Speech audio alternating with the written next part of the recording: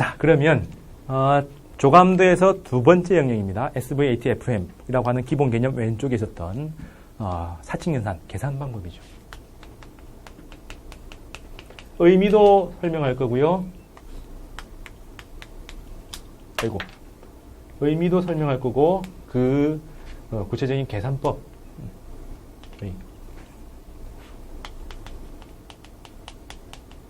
법까지 구체적으로 가르쳐 드릴 겁니다. 자, 의미라 보면 스칼라와 벡터와 스칼라 뭐가 차이 나냐를 잘 보면 집을 표현하면 돼요. 자, 지금 여러분들한테 여기서 너희 집이 어디냐라고 물어보면 거고 얼마나 뭐냐 라고 물어보는 거하고 다르죠. 집에 대한 질문인데 얼마나 멀어? 근데 어디야? 비슷한 내용이죠.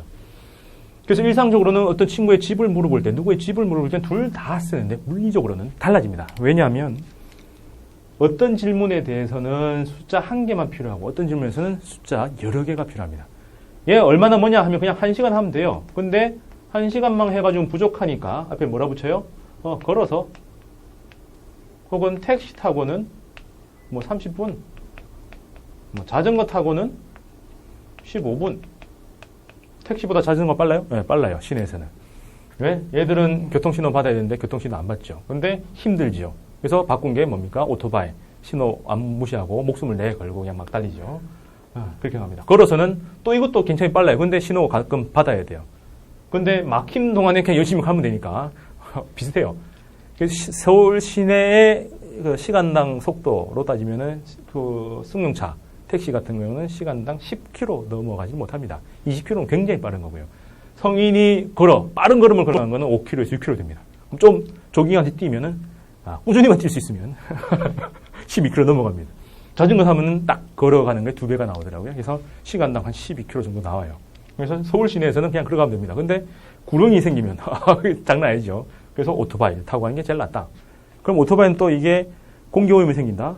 딴 얘기인데. 그래서 이제 샤오미에서 만든 것처럼 전자 자전거 이렇게 슉 하면서 세그웨이 이런 거 타고 다니면 이제 좋지 않느냐 이런 건데. 여튼 그 전기는 또 원자력 발전을 해가지고 많이 만드니까 우주를 망치는, 지구를 망치는 기지름길입니다. 여튼 이렇게 숫자 하나만 있으면 돼요. 근데 어디냐라고 하면 어디, 앞, 뒤, 2개의 정보가 필요합니다. 또 달리 말하면은 번지수. 이건 좀 다르죠. 다 계산했으니까. 물리 좀 배웠다면은 어떻게 해요? 위도 얼마와 경도 얼마. 이런 얘기를 줄 수 있죠. GPS에서 그렇게 나옵니다. 우리나라는 GPS가 잘 돼 있는데, 그래도 불구하고 지도가 잘 돼 있어서 그렇게 하는데, 유럽이나 미국 이런 데 갈 때 GPS에 찍을 때는 좌표를 줍니다. 위도 얼마, 경도 얼마를 집어넣어서 거기 GPS 해가지고 딱 찾아가라. 이렇게 나와요. 내비게이션이. 잘 찾아보면 위도, 경도 찍는 게 나와요. 그런 것처럼 어디냐? 혹은 어떤 아파트에서 몇 층 이렇게도 나와야 되고요. 또 이 건물에 4층에 우리가 있는데 어제 오늘 다른 곳이죠. 그래서 시간도 정해야 돼요. 그래서 숫자가 적어도 3개 이상, 4개 이상 있어야만 만족이 되는 질문이 어디냐라는 겁니다. 똑같은 집에 위치와 관련되어 있는 건데 얼마나 뭐냐? 여기서부터 그냥 먼 그 정도, 방향선 필요 없고 갈 때 걸린 시간 하나만 보겠다는 겁니다. 여기는 좌우, 아래 위, 동서남북, 어제 오늘 이런 걸 다 따져서 어디냐라고 물어본 겁니다. 그래서 똑같은 질문이라도 질문에 대한 대답이 숫자 1개만 필요한 것. 그래서 1대1 대응. 이걸 갖다가 우리는 스칼라라 부르고요. 1대 다. 3개만 필요하면 3차원, 4개가 필요하면 4차원. 이렇게 돼서 여러 개가 필요한 것. 이걸 갖다가 이렇게 되어 있는 걸 갖다가 이걸 우리는 벡터라 부릅니다. 그래서 여러 개 가는데 당연히 여러 개는 방향성을 의미하죠. 그래서 방향이 개입되어 있느냐, 방향의 의미가 있느냐, 없느냐를 가지고 벡터와 스칼라를 구분합니다. 자, 그러면 이걸 명확히 구분할 수 있는 게 우리 일상생활에서는 택배가 있어요. 보통 우리나라를 그려라 하면 이렇게 그리는데 실제로 우리나라는 요 아니죠. 섬입니다. 그죠? 이게 이제 다 없어져야지 우리가 앞으로 이게 먹거리가 여기서 나오는 거죠. 이걸 유지하기 위해서 한 해에 실제 들어간 돈만 예산의 12%인가? 300조라면 한 30조 정도가 이걸 유지하는 데 들어가고요. 여러분들, 여학생들은 좀 다르지만 남학생들의 경우에는 이걸 유지하기 위해서 인생의 2년, 젊은 청춘의 2년을 여기다 허비합니다.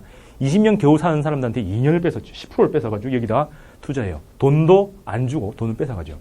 그래서 요건데, 여튼 이렇게 됐을 때 요 좁은 영역에서 만약에 내가 인터넷으로 택배 어떤 물건을 주문을 해요. 부산에 있는 업체입니다. 근데 인터넷으로 주문할 때는 어디 있는지 뭐 상관하지 않죠. 그냥 좋네, 싸고 좋네, 내가 원하는 거야, 보내줘 라고 하면 이 사람들은 어떻게 해요?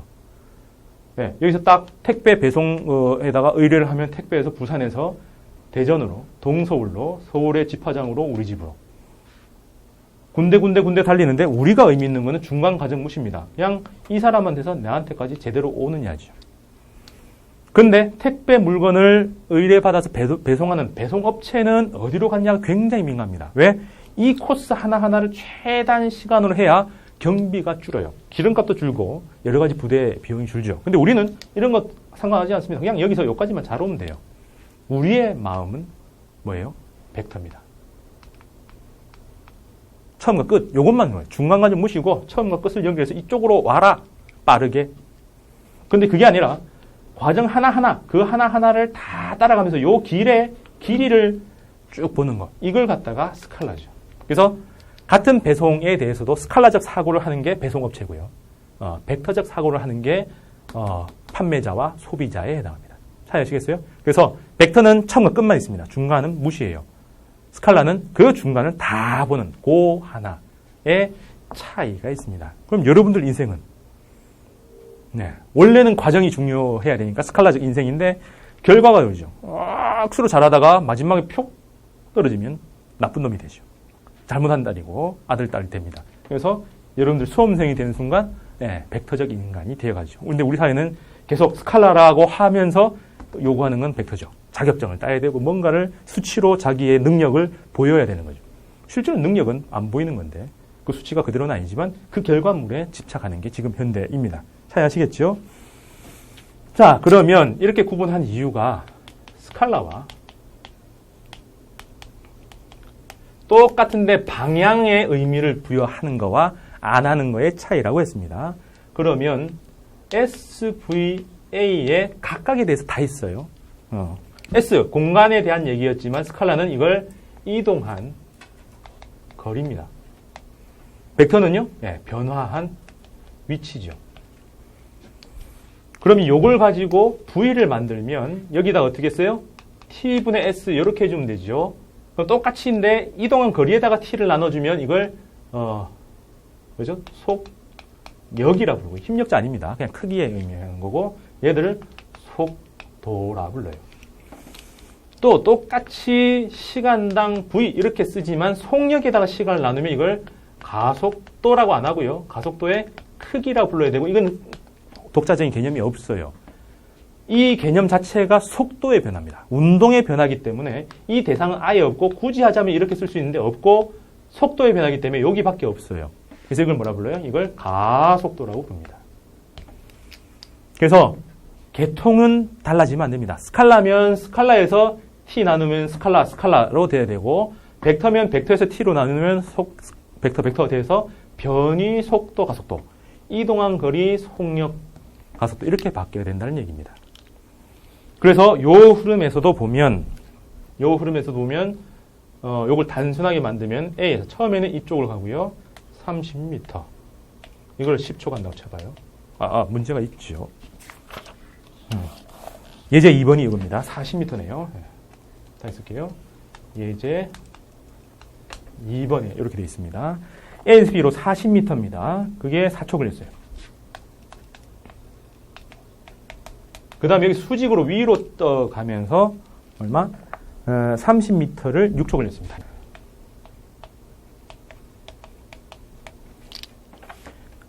그죠? 자, 그러면 이걸 S 차원에서 스칼라, 뭐라 불렀죠? 이동한 거리. 라고 하면은 한꺼번에 간 거는 이거 두 개를 더한 거니까 얼마요? 40 더하기 30으로 해서 70으로 해석을 해야 돼요. 근데 이걸 벡터로 계산을 하고 이름은 변위라 부릅니다. 이러한 운동의 변위는 이라고 하면 어떻게 해요? 40 더하기 30이 아니라 이걸 피타고라스에서 처음과 끝만 연결한 요 상황이 되니까 50이죠. 그래서 이걸 50m라고 부릅니다. 이러나 저러나 이동한 시간은 합쳐서 10초라는 게 명확하니까 V로 넘어가고 뭐라 불러요?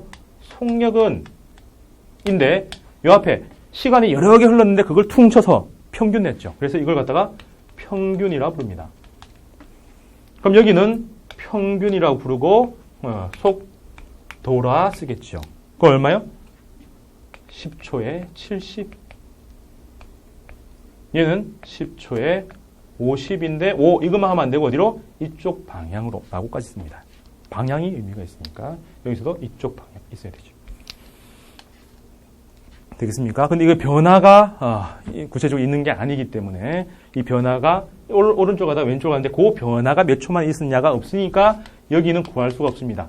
이 변화에서 이렇게 운동이 변하는 요 과정에 대한 시간이 만약에 있었다면 시간당 이 두 개의 변화 해서 구할 수는 있겠어요. 그런데 그것도 이 계통이죠. 이 계통은 아닙니다. 그래서 이렇게 해놓고 이걸 가속도라고 부를 겁니다. 방향은 대략. 됐죠? 자, 그래서 스칼라와 벡터라고 얘기하면서 이렇게 계통으로 되어 있고 의미가 다르다라는 게 명확히 나왔습니다. 그죠? 그래서 그 예제 2번을 풀어봤고 여기서 바로 나와 있어요. 벡터의 합. 그죠? 벡터 합이 뭡니까? 처음 택배 물건 보내는 것처럼 처음과 끝, 처음과 끝, 처음과 끝, 처음과 끝. 이걸 다 의미 있게 보는 것들은 스칼라 합인데 그래서 뭔데? 여기 처음과 끝. 그래서 처음과 끝을 이어서 나가는 것. 이게 합이다. 그죠? 벡터는 처음과 도착을 이어버리면 중간까지 무시하고 이어버리면 그게 벡터의 합이다.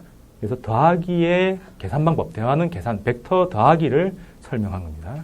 자, 여기까지 우선 정리해 보시고요. 빼기는 뭡니다?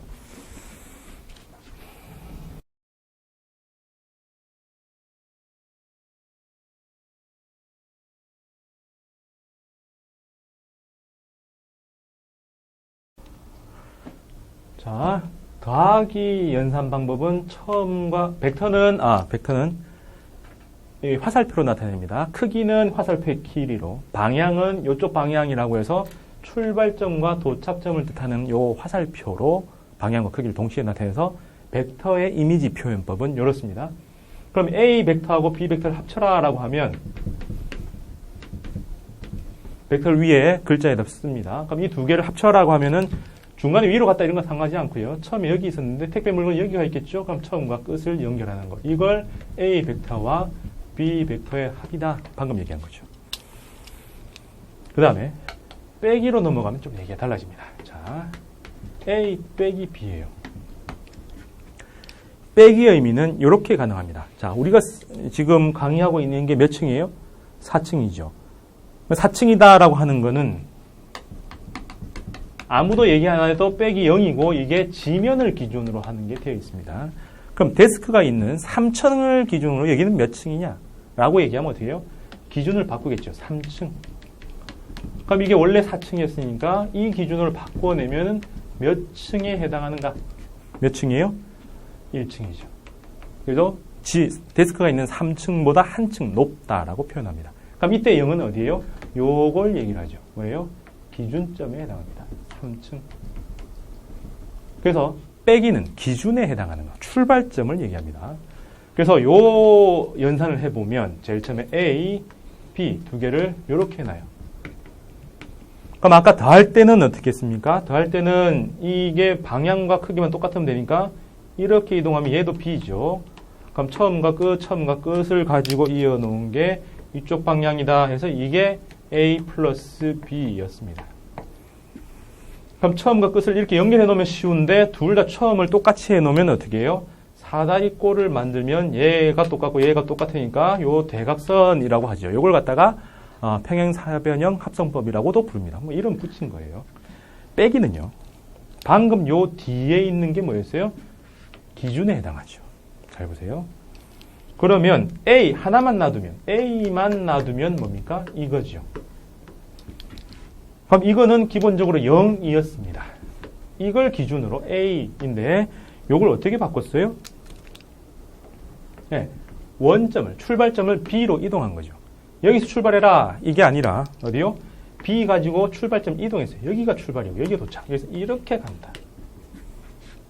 이해됩니까? 그래서 의미 그대로 빼기 뒤에는 기준이 되고 기준은 출발점이고 O 원래 원점에서 출발하는 게 A라면 A 빼기 B라는 건 B 뒤에 있으니까 기준점을 B 가지고 이동시켜라. 그래서 여기서 출발. 그래서 다시 쓰면 A, B 이렇게 돼 있으면 여기서 가도록 딱 하면은 B 가지고 출발점이 이동해서 똑같이 A로 가니까 A는 A인데 빼기 0에서 빼기 B로 바뀌었다라고 얘기하면 되죠. 그럼 반대면요. 여기서 이렇게 내려가면 B는 B인데 A 가지고 출발점이 이동한 거죠. B는 B다. 근데 빼기 0이 아니라 어때요? A로 이동한 그 출발점이다. 바로 가죠. 이걸 갖다가 일반적으로 제 책 말고는 다르게 다 이렇게 설명합니다. A 빼기 B란 A에다가 더하기를 마이너스 B 한 거다. 수학적으로는 똑같지만은 이거는 빼기 연산이고 이건 더하기 연산입니다. B와 마이너스 B는 완전히 다른 거예요. 다만 수학적으로 똑같기 때문에 이걸 해라. 왜? 더하기만 가르쳐 줬으니까. 그럼 어떻게 됩니까? 빼기 B 두 개 가지고 더해라. 최종 결과 이거. 그럼 이거죠. 평행 이동하면 이거. 반대 합하고 이동. 3단계가 전개돼야 결론이 나오지만 제가 얘기하는 출발점이 0이 아니라 B로 이동해서 출발점이 0이 아니라 B로 해서 여기서 출발해서 A로 가라. 됩니까? 직관적으로 간다라는 거는 그 개념을 정확하게 알고 있고 빼기의 의미까지 알면은 그냥 바로 한 방에 그 결과에 도착할 수가 있다. 이게 직관물리고 개념에 입각한 그런 물리에 해당합니다. 됐죠? 자, 그래서 더하기와 빼기 연산까지 벡터를 배웠습니다. 스칼라 연산은 안 가르쳐도 되죠? 더하기, 빼기, 곱하기 나는 요즘 초등학교 1학년, 2학년 때 다 배우더라고요. 그것도 뭐 선행학습 하는 애들은 들어가기도 전에 막 가르쳐요. 엄마들이. 왜 그렇게 가르치냐로 봤더만 애를 위해서가 아니라 가르치려고 학원에 보내야 엄마들 쉬니까, 아빠들 쉬니까 학원에 타가 개념으로 보내는 거예요. 그럼 가서 놀지 말고 뭔가 해라. 애들은 다 놀죠. 자, 여튼 이렇게 돼 있고 그 다음 나누기는 안 배운다고 했습니다. 곱하기만 배웁니다. 잘 보면 벡터 했을 때 벡터가 나올 수도 있는데 벡터 해가지고 또다시 이렇게 잘 썼다. 벡터 해가지고 스칼라가 나올 수도 있고요. 벡터가 나올 수도 있어요.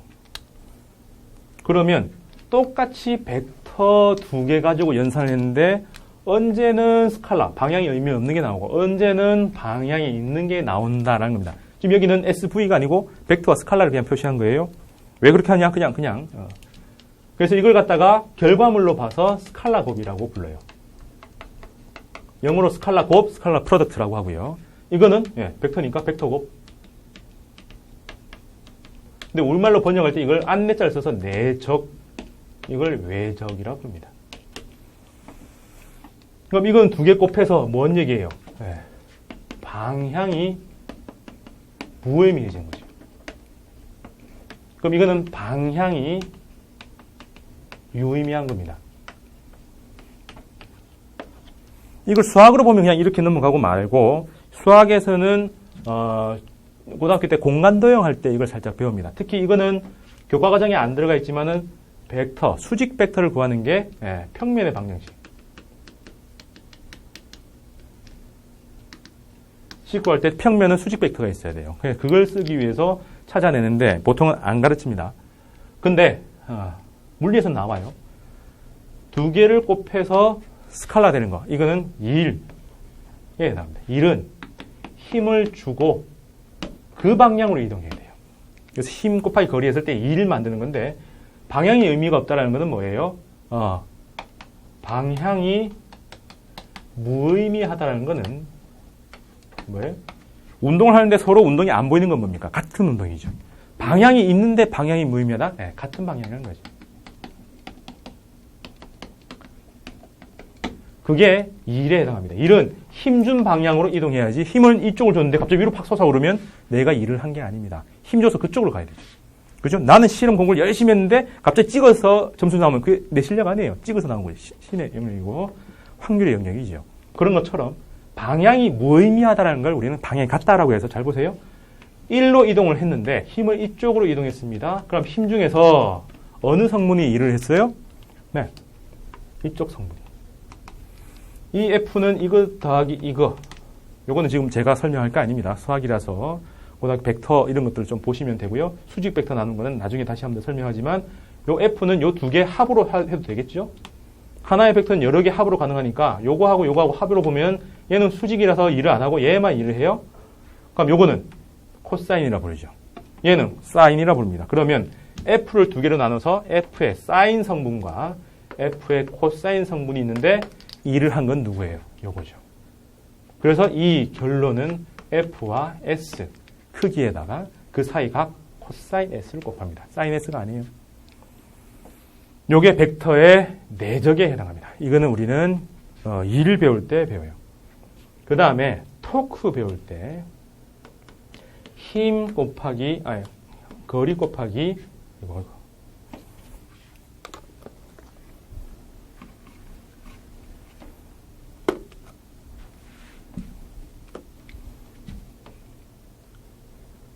거리 곱하기 힘으로 해서 거리에 해당하는 그 방향에서 수직으로 힘을 줄 때, 뭐 문짝 돌리는 거하고 똑같습니다. 토크인데 이 경첩에서 손잡이 여기 있고 힘을 이쪽으로 준다면 얘들 회전이 이렇게 하겠죠.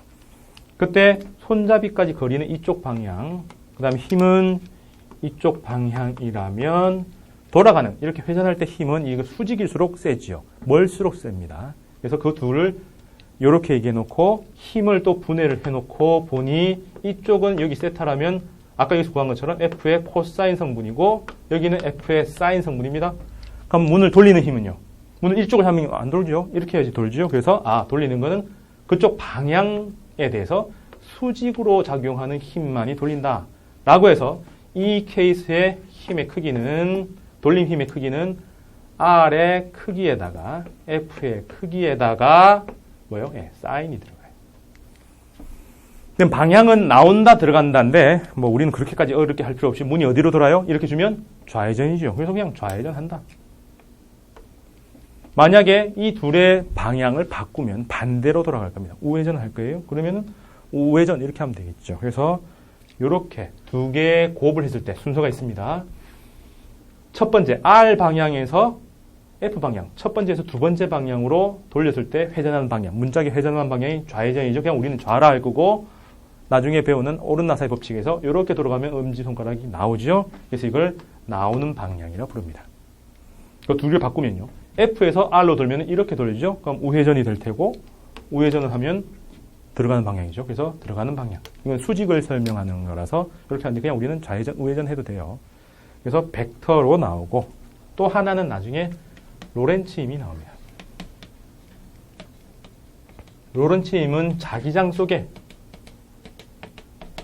자기장 들어가는 방향이에요. 여기서 운동하는 플러스라는 놈이 오른쪽으로 운동한다면 전류 자기장 힘에서 힘을 위로 받아요. 그래서 자기장과 힘이 운동하는 방향이 서로 수직일 때 그 두 놈과 다 수직 방향으로 움직인다. 들어가는 방향에도 수직, 오른쪽 가는 거에도 수직. 요거밖에 없죠. 그래서 3차원을 그려놓고 V, B, VB, 그 다음에 마지막 F 이렇게 해서 돌아가는 방향 혹은 V 방향, 첫 번째 방향, 두 번째 방향에 들어가는 방향이죠. 그래서 이렇게 돌리죠. 이렇게 돌리니까 위로 나가겠죠. 이렇게 도는 방향 해도 되고 위에서 보면 좌회전, 위로 올라가는 방향 이렇게 하면 되겠죠. 그래서 요거는 나중에 물리 개념에 가서 다시 한 번 더 배울 거고요. 요거는 일 에너지 13장 가서 배울 거고요. 그냥 요런 게 있다까지만 아시면 됩니다. 이거는 뭐 구글신이나 네이버에 가서 벡터곱, 스칼라곱 해놓으면은 간단하게 여기 좌표 해놓은 거 말고요. 이렇게 크기로 나온 걸 한번 뒤져볼 필요는 있습니다. 근데 뭐 지금 굳이 저런 수학을 다 해야 물리 개념을 아느냐? 그건 아닙니다. 방향이 무의미하다. 그럼 여기서는 방향이 유의미하다니까 요거 안 했네요. 방향이 유의미하다라는 것은 같은 방향이고 서로 수직 방향이란 얘기예요. 이미 그 속에 어떤 성분이 쓰이는지가 다 들어가 있습니다. 되겠습니까? 자, 이렇게 해서 스칼라, 벡터, 기본 개념과 기본 산수 계산하는 방법에 대해서 썼고요. 그 다음에 그 개념들의 좀 세부적인 항목들까지 쭉 봤습니다. 이제 본격적으로 3장 넘어가서 관계식을 보면서 운동을 어떻게 풀어낼 건가를 한 방에 다 봅니다. 참 쉬고 들어오죠?